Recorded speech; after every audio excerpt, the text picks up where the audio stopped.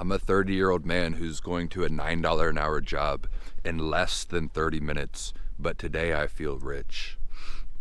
I'm a 30-year-old man who's lived a life of a rambling person, drifting around homeless, living in vehicles. But today it's like there's a trap door above me. Someone broke the latch of the trap door. And nourishing fruits and riches of abundance have poured over me. And I actually don't even mean this in an abstract way. I mean this in a very literal way that you can have as well. Because there's gifts all over this world. Sometimes we forget about them, or sometimes we become blinded. And so I can share this with you. There is no shortage of this gift. It's only a matter of, can I convey it? Can I transfer it from me to you? And so let's start here. It's something I've dealt with in my life, something I've struggled with, is envy. I've been an envious person, and I've struggled with all of the 7 deadly sins. But envy is a very sinister one, because envy, at least the other deadly sins, they come with a sort of pleasure, but envy doesn't even have any pleasure with it. Envy is a crazy delusion because it seeks to take from other people or see the failures in other people, but it doesn't even give you anything. It doesn't give you any pleasure. It tries to take from them, but it only takes from you. And I have struggled with this immensely. And it's one of those things that are like, it's like hidden in my subconscious or hidden in the depths of my heart. And so sometimes I don't even realize it's just cultivating within me secretly, and it steals a lot of my joy. And let's talk about the reason why I see the world, see other people in an envious way, because there's the solution, which is that I talk about being like a child. Not being childish, but being like a child. And part of being like a child means learning to play, learning to see life as a game, learning to, rather than going to work and dreading work, seeing it like play again and having fun. Having hopes and dreams, not dreams of what the world can bring you, but being imaginative again. Dreams and hope and faith in regards to not fearing terrible things are always going to happen, but just a subtle optimism, being like a child. But the issue with the game aspect of it is that if life is a game, especially within the world will tell you that there are wins and losses within games. Within a game, somebody has to win and somebody has to lose. And so if you aim to see the world as a game, I convolute that with competition. And secretly, in the shadows of my heart, because I'm seeing the world as a game, I'm seeing other people's successes as my failure. And that's how it begins. It begins as something innocuous like competition, but then it starts to grow. And truly, I saw a quote about this from, I can't remember who, but this is exactly what it becomes. You slowly begin to despise other people for being themselves. And I'm not saying I do that exactly, but that's like a pretense within me. That's like a hidden agenda within me that if I don't sever it, it grows towards that, and it risks growing into that. Despising other people just for being themselves. And so I've witnessed this within myself recently. I've become more judgmental. I've just caught myself being a judgmental person, judging people for having my own value system, seeing what other people are doing, and judging them according to what I think is right and wrong. And it's like in the Bible where Jesus Christ says, do not judge people, Because if you judge, the measure which you judge other people, that's actually you judging yourself. You're going to be judged with that same measure.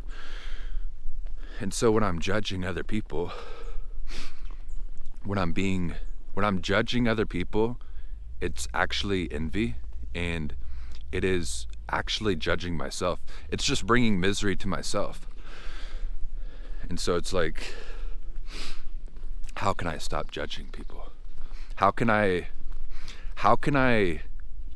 play the game of life?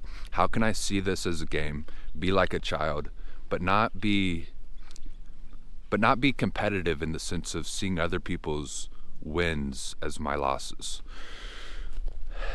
And so I've asked, it's like, well, what is a win? Because you actually have to answer that question, because if I just say, well, just play the game and there are no wins and losses, well, then you're just directionless and you don't know what to do. So there has to be a win for me and for other people, because otherwise, how could I celebrate other people's wins? I couldn't. You can just celebrate other people, but it would be good to see other people succeeding and be happy for them. But you have to know what success is. You have to know what a win is. And it's not worldly things, getting money, getting attention, things like that. It's got to be something else. And I found a way to do this when I was working at my sales job, when I was selling mortgages. And I didn't even know it at the time. It's something that at the time I wouldn't have put it into these words, but I did it because there was no other option, which is that in a sales job, you need to get sales. And if you don't get sales, you're going to get fired. And so I would always be in a famine mindset. I would look around and I would work so hard to get sales, but that was my goal, to get sales. But then I wouldn't get sales and I'd feel bad. And then I would feel bad, so I wouldn't get sales. So it was a spiral. And it's a spiral of, to those who have nothing, everything will be taken. To those who have everything, more will be given. To those who have nothing, everything will be taken away. I was trying to win, but I felt bad. I couldn't win. I kept losing. Spiral. But I changed my perspective.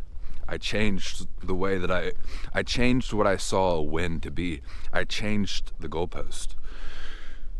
And rather than seeing James, myself, as getting sales as what was important, I let go of that entirely.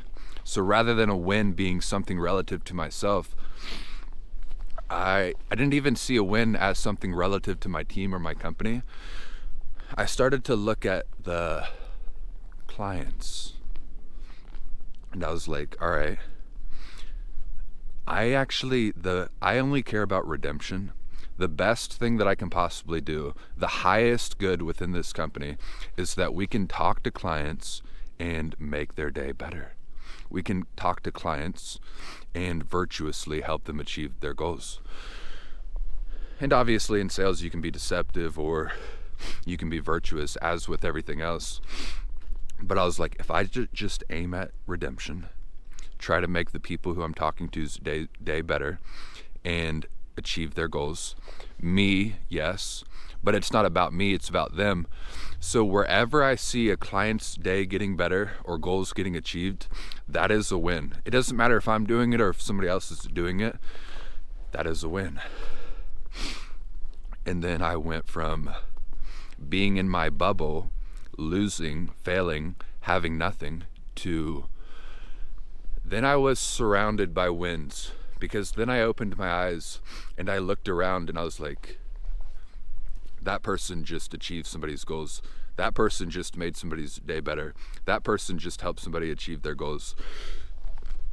So then I was celebrating other people's success. But I wasn't making it up. I wasn't like trying to force myself to be happy for other people when I wasn't actually happy for them. I changed what I saw a win to be. A win. I was probably going to get fired anyway. I was like, dude, I'm at the end of my road. Let me change my perspective towards redemption. Nothing matters. I'm about to be out of here anyway.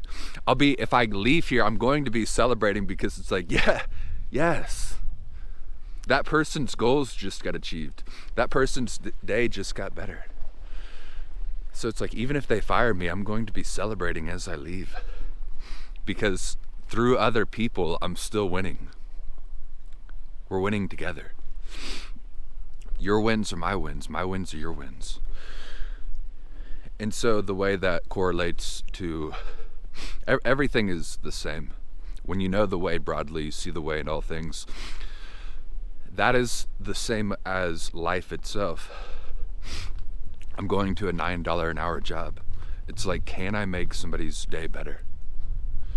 I don't know if I can, but I have coworkers. Maybe I can give them attention. I can just say kind words to them. I can compliment them. I can make their day better. I'm going to be making food. If I make the food as good as I can, with pristine attention to detail, somebody's going to eat that food. They might not even know it's me, but again, it's not about me. Their day is just being made better. That is the win. The win has nothing to do with me making money. The win has nothing to do with attention coming my way. The win is redemption itself. The win is, in whatever form it comes, people's day being made better. If somebody's day is being made better, it doesn't matter if I'm doing it or if somebody else is doing it. That is the ultimate goal. Redemption is the ultimate goal. Love is the ultimate goal. And so if people's day is getting made better, I won. It doesn't matter if I'm making their day better. I need to do my best to participate in that, participate in the divine path. But if somebody's day is getting made better and I get to witness that, I won. That's how my day is made better. Then I can celebrate that win. Now we're all just celebrating together. Now we're all in that place of rich abundance. No famine. Your wins are my wins are your wins. Redemption is available today, right? And for now, that's all that I have. Goodbye.